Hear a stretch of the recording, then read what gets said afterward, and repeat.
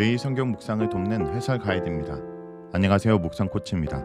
함께 읽고 나눌 말씀은 욥기 36장 26절에서 37장 24절까지 말씀입니다. 엘리후는 자연현상을 통해 드러나는 하나님의 위대함과 능력을 찬양합니다. 그리고 마지막으로 욥에게 하나님이 창조하신 모든 오묘한 일을 생각해보라고 요청하며 하나님만이 대답할 수 있는 질문들을 던집니다. 26절에서 33절을 보겠습니다. 36장 26절에서 37장 13절까지 엘리후는 폭풍 속에서 나타나시는 하나님을 통해 창조주 하나님으로서의 위엄과 인간이 상상할 수 없는 지혜와 능력을 지니신 분이며 그 큰 권능으로 심판하시는 하나님이라는 것을 설명하고 있습니다. 26절부터는 하나님 자체로 관심을 옮깁니다. 하나님의 일은 누구나 알 수 있지만 하나님 자신은 멀리 계셔서 그 누구도 그에 대해 알 수 없으며 그가 언제부터 계셨는지 알 수도 없습니다. 지혜 전통에서는 나이가 많을수록 지혜로운 것으로 여겼는데 하나님은 나이를 알 수 없을 만큼 무한대의 나이시기에 지혜도 무한대라는 것을 말하고 있습니다. 27절에서 33절은 폭풍우를 일으키시는 하나님의 모습을 그리고 있는데 물방울이 증발되어 올라가 수증기를 만들어 구름을 형성하고 구름이 비를 내리는 모습은 인간이 관찰하는 비가 내리는 모습입니다. 하지만 고대에서는 이 가정 모두가 하나님께서 비를 만드시는 가정으로 이해하였고 엘리후는 그런 당대의 관점에서 말함으로써 자신의 유식함을 드러내고 있습니다. 이 비는 엄청난 우레와 번개를 동반하는 폭풍으로 묘사됩니다. 그리고 31절에서 하나님께서 이 비를 자신의 통치 수단으로 삼는데 하나는 심판이고 하나는 풍성한 음식을 통해 주는 축복입니다. 심판은 폭풍우가 와서 홍수가 나는 것이나 혹은 비가 안 와 가뭄이 오는 상황을 말하며 풍성한 음식을 주신다라는 것은 때를 따라 이른 비와 늦은 비를 주셔서 곡식과 모든 생물들이 풍요롭게 먹고 살 수 있게 해주신다는 의미입니다. 여기서 인간보 신학을 엿볼 수 있습니다.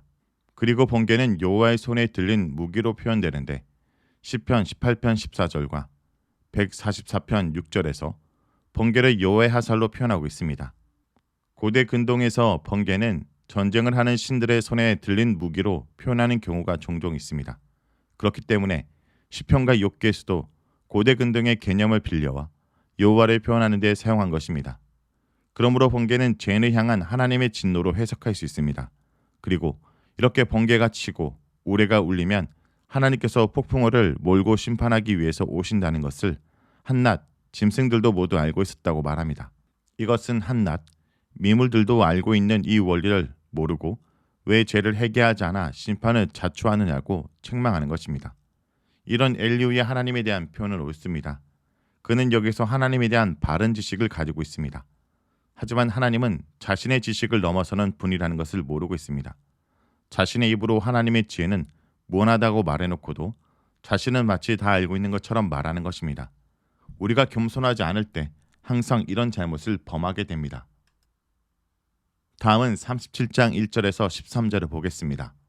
엘리후는 천둥과 번개를 하나님의 진노의 음성으로 해석합니다. 그리고 천둥과 번개가 온 사방에 울리고 빛을 발하는 것처럼 하나님의 음성도 온 사방에 울리는데 이러한 하나님의 명령을 멈추거나 지체할 존재는 아무도 없습니다.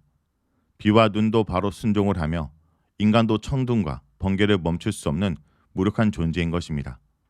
그리고 이런 천둥과 번개를 통해 하나님은 인간이 할 수 없는 놀라운 일들을 하시는데 눈과 비를 내리게 하시는 것입니다. 시편 135편 7절에서도 번개가 비를 만든다고 표현하고 있습니다. 이스라엘에서 눈은 1년에 3일 정도밖에 오지 않는 드문 일이며 겨울에는 주로 폭우가 옵니다. 7절에서 8절은 폭우가 내릴 때 인간과 모든 생물들의 무력함을 표현하고 있습니다. 인간이 손이 묶여있다는 표현은 홍수와 폭우에 인간이 철저히 무력하다는 것을 표현하고 있으며 짐승들은 자신의 은신처에 들어가 꼼짝도 못하고 있는 모습을 반복하여 강조하고 있습니다. 9절에서 바람에 대한 고대인의 생각을 알 수 있는데 이들은 바람도 우박이나 눈처럼 하나님의 방에 보관되어 있다가 하나님께서 필요하신 때에 그들을 풀어놓는 것으로 생각하였습니다. 이렇게 미실에서 나오는 바람은 추위를 일으키고 얼음을 얼게 합니다. 여기서 바람을 하나님의 입김으로 표현하고 있습니다. 11절에서 12절은 하나님께서 지상에 내리기 위해 구름을 조종하시는 모습을 설명하고 있는데, 일단 구름에 물기를 싣고 물기를 가득 실은 구름을 번개로 하나님께서 원하시는 곳으로 흩어지게 하는 것입니다. 이렇게 하나님께서 구름에게 명령하시면 그곳이 어디든지 구름은 가서 하나님의 명령을 수행하게 됩니다. 이것이 12절의 의미입니다. 인류의 비에 대한 설명은 그가 당시 최고의 학식을 가졌다는 것을 잘 드러내고 있습니다. 그런데 13절에서 보면 어디에 비를 어떻게 내려야 될지를 결정하는 기준이 있는데, 그것은 하나님께 범죄한 자들에게는 심판을 위해서 폭우를 내리시고 일반적으로 땅에 사는 생물을 위해 내려주기도 하시고, 하나님 말씀에 잘 순종하는 자들에게는 은혜 단비로 내려주신다고 말합니다. 엘리후는 하나님께서 비를 내리실 때도 인간보의 원칙에 따라 벌받을 자에게는 심판의 수단으로, 상을 받을 자들에게는 축복의 수단으로 내려주신다고 말합니다. 이렇게 엘리후는 철저하게 인간보 신학 안에서 하나님의 사역을 설명하고 있습니다. 다음은 14절에서 24절을 보겠습니다. 하나님에 대한 자신의 지식을 자랑한 엘리후는 이제 하사를 욥에게 돌립니다. 그는 욥에게 자신의 말을 잘 듣고 가만히 좀 있으라고 요청합니다. 여기서 가만히 있으라는 것은 자신이 무지하다고 계속해서 주장하지 말고 자신의 말을 듣고 좀 반성하고 회개하라는 의미입니다. 엘리후는 수사학적 질문을 통해 욥의 무지함을 일깨웁니다. 여기서 엘리후가 묻는 것은 구름 속의 번개가 번쩍거리는 현상에 대해 설명하는 것이 아니라 어떻게 하나님께서 이것들을 조정하시고 구름을 둥둥 떠다니게 하시는지 그 방법과 지식을 아느냐라는 것입니다. 엘리후는 이것을 완전한 지식이라 표현하는데, 하나님만이 가지신 이런 완전한 지식을 너는 아느냐라고 묻습니다. 이 욥은 당연히 아니요 라고 답할 수밖에 없습니다. 18절에서 욥에게 구름을 만들 수 있냐라고 묻습니다. 여기서 말하는 거울은 현재 우리가 사용하는 유리 거울이 아니라 동을 망치로 쳐서 만든 청동 거울을 말합니다. 이것은 고대 히브리인의 우주론을 보여주는데, 이들은 하늘을 두들겨서 펴진 단단하지만 얇은 철판으로 생각하고 있습니다. 그리고 이 하늘에 있는 방의 문들이 열려서 비, 우박, 눈, 바람 등이 나오며 이 철판에 해, 달, 별들이 고정되어 있다고 생각하였습니다. 이렇게 하늘을 만드신 분은 바로 하나님으로, 여기서 엘리후가 욥에게 묻는 것은 내가 창조주냐라는 것입니다.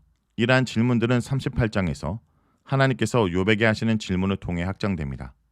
19절에서 엘리후는 우리에게 가르치라라고 말하는데, 이것은 우리가 최고의 지식을 가지고 있으며 우리가 모르는 것은 다른 인간도 모른다는 자부심에서 나온 말입니다. 즉 자신들이 모르는 것은 이제 창조주 하나님의 영역으로 그 영역에 대해 인간인 욥은 알고 있느냐라고 묻는 것입니다. 이것은 욥이 모른다는 것을 전제하고 묻는 질문으로 일종의 조롱입니다. 20절에서 엘리후는 하나님께 할 말이 많은 욥과는 반대로 자신은 하나님께 할 말이 없다고 합니다. 또한 후반절 해석에서 삼키다를 전달하다로 번역하면 자신이 말한들 하나님께 온전히 전달되겠냐라는 것으로, 하나님은 먼데 계시고 인간의 지혜와 말할 수 없는 큰 차이를 가지고 계시기 때문에 인간들의 말을 하나님께서 일일이 들으시고 상대하시겠느냐라고 말합니다. 이런 엘리후의 사상은 창조주 하나님의 무한한 능력과 지혜를 경외하고 존경하지만 아브라함이나 이삭이나 야곱처럼 인격적으로 하나님을 만나고 그와 교제를 나누는 관계는 가지지 못한 것입니다. 그러므로 하나님은 엘리후의 하나님이 되실 수 없는 것입니다. 21절은 다시 폭우와 번개의 주제로 돌아가서 이렇게 구름과 번개로 인해 비가 내리더라도 바람이 이 비구름을 싹 쓸어가면 하늘은 천명하게 되고 더 이상 번개를 볼 수 없게 되며 북방에서 금빛으로 태양이 뜬다 말합니다. 여기서 금빛으로 빛나는 태양은 하나님을 상징합니다. 북방은 구약에서 하나님이 계신 곳으로 언급되기 때문입니다. 엘리후는 하나님이 직접적으로 나타나지 않고 이렇게 간접적으로 보여주시기 때문에 인간은 결코 하나님을 찾을 수 없다라고 반복하고 있으며, 또한 인간이 절대로 하나님의 공의로운 판단을 굳게 하거나 바꿀 수 없다 했습니다. 이 말은 욥이 하나님을 만나 자신의 의로움을 밝히겠다라는 말에 대한 반대를 하는 것으로, 엘리후는 인간은 특히 지혜가 있는 인간의 본분은 어떤 경우라도 오직 여호와를 경외하는 것이라고 말하며 그의 연설을 끝내고 있습니다. 이것은 잠언 1장 7절에 여호와를 경외하는 것이 지식의 근본이라는 사상과 같습니다. 결론적으로 엘리후의 인간보적 신학은 잠언과 연결되어 있으며 일반적으로 이런 신학은 올바릅니다. 하지만 욥의 경우에는 의인의 고난이라는 특수한 주제를 다루고 있기 때문에 잠언의 신학이 바로 적용될 수 없는 것입니다. 그렇기 때문에 욥기가 잠언 신학의 기계적 적용에 대한 교정자 역할을 하는 것입니다. 성도 여러분, 고난을 만나면 우리는 속이 흔들립니다. 내 가치관과 사고방식이 제대로 작동되지 않아 어쩔 바를 몰라 큰 혼란을 겪습니다. 종종 주위의 사람들이 이런 우리에게 입을 다물고 가만히 있으라고 종용하지만 고난의 현실 속에서는 우리는 적극적으로 하나님께 질문하고 호소할 수 있어야 합니다. 가만히 있지 않고 주님께 질문하고 주님께 간구하는 것이 바로 주님을 신뢰하는 믿음입니다. 말씀을 놓고 기도하겠습니다. 고난당할 때 불평하지 않고 이 고난으로 놀라운 일을 행하실 하나님을 기대하는 자가 되게 하여 주시옵소서. 주님은 비루한 인간 현실에 도덕적 잣대와 공의로운 기준으로 우리를 판단하시는 분만이 아님을 고백합니다. 주님은 하나님의 백성과 인격적 관계 속에서 우리의 아픈 현실을 공감하시는 분임을 고백합니다. 주님, 그렇기에 이 현실 속에 가만히 있지 않고 주님께 질문하고 호소하고 주님의 발을 붙듭니다. 우리를 긍휼히 여겨 주시고 우리에게 도움의 손길을 허락하여 주시옵소서. 예수님의 이름으로 기도합니다. 아멘.